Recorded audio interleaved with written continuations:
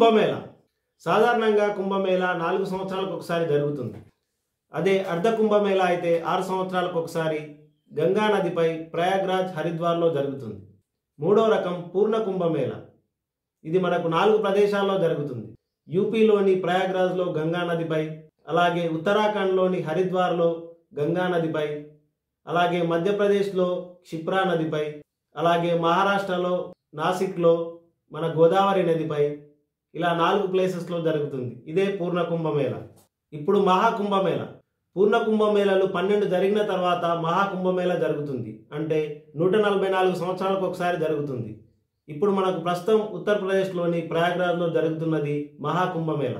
ఈ మహాకుంభమేళ జనవరి 13 నుంచి ఫిబ్రవరి 26 వరకు ఉత్తరప్రదేశ్లోని ప్రయాగ్రాజ్లో జరుగుతుంది. పురాణాల విషయానికి వస్తే, దేవతలు తమ శక్తిని కోల్పోయినప్పుడు దాన్ని తిరిగి సంపాదించడం కోసం వారికి అమృతం కావాల్సి వచ్చింది. ఈ అమృతం కోసం క్షీరసముద్రాన్ని చిలకడానికి వెళ్ళారు. క్షీరసముద్రం చిలకడం వీరొక్కరి వల్ల కాలేదు. అందుకే వీరికి రాక్షసుల సహాయం తప్పనిసరైంది. సో రాక్షసుల దగ్గరికి వెళ్ళి ఒక ఒప్పందం చేసుకున్నారు. మనం ఇద్దరం కలిసి క్షీరసముద్రాన్ని చిలుకుదాం, వచ్చిన అమృతాన్ని చెరిసగం పంచుకుందాం అనే ఒప్పందం ప్రకారం వాళ్ళు పనిచేశారు. అనుకున్నట్టుగానే మనకు అమృత కుంభం బయటికి వచ్చింది. అమృత కుంభం బయటికి రాగానే దేవతలకు రాక్షసులకు మధ్య నాకంటే నాకని పోరు జరిగింది. ఈ భీకర యుద్ధం 12 రాత్రులు 12 పగలు జరిగింది. అంటే మన మనుషుల కాలమానం ప్రకారం 12 సంవత్సరాలు జరిగింది.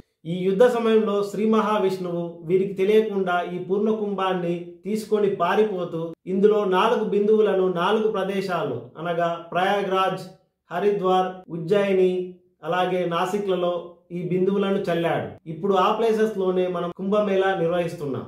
ఈ కుంభమేళ సూర్యుడు బృహస్పతి సింహరాశిలో ఉన్నప్పుడు నాసిక్లోని త్రయంబకేశ్వర్లో, అలాగే సూర్యుడు మేషరాశిలో ఉన్నప్పుడు హరిద్వార్లో, బృహస్పతి వృషభ రాశిలో, సూర్యుడు మకర రాశిలో ఉన్నప్పుడు ప్రయాగ్రాజ్లోను, సూర్యుడు బృహస్పతి వృశ్చిక రాశిలో ఉన్నప్పుడు ఉజ్జయినిలో ఈ కుంభమేళను నిర్వహిస్తున్నాం.